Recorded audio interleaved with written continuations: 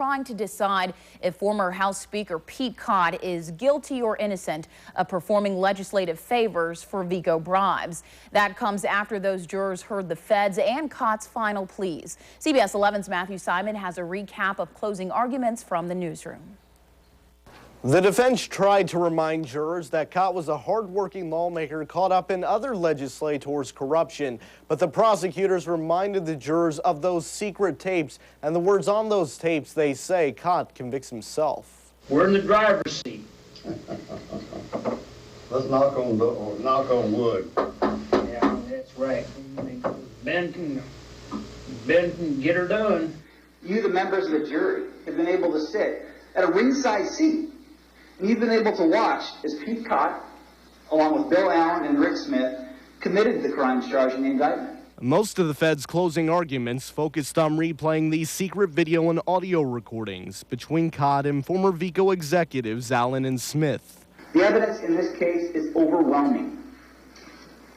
Pete Kott is guilty of each of the 4 counts against him. Among the 4 charges, the Feds say Allen and Smith bribed Kott with a nearly $8,000 loan so his son could be his campaign manager, a nearly $3,000 re-election campaign poll, a $1,000 Murkowski campaign reimbursement, and the promise of a Vico job. The promise of a lucrative future job with Vico as a lobbyist, a job that Bill Allen told you himself would be quite lucrative. The feds maintain Vico's motive was getting Kott to use his legislative influence.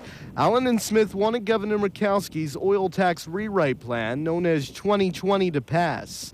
The 20% oil tax and credit rate plan was favored by the producers. Vico officials felt it would create a gas pipeline and they would make billions off the work it would create. Overwhelming evidence that this defendant, Peter Kott, used and abused his official position to benefit the guys that were paying him and who would assure him the job would be waiting for him at the end. But Kott maintained he never did anything wrong. The defense said he was just working hard to produce a gas pipeline and ended up getting caught in others' corruption, including Senator Ted Stevens' Vico home remodeling project. Pete Kott's the one person who never took anything from this man. Don't you see that? Ben Stevens, he's the one who had the contract for hundreds of thousands. Kott also said on the secret recording in Baranoff Room 604, you simply see a man with a drinking problem. Boasting and banter, that's what went on in the Animal House. And that's the core of the government's case.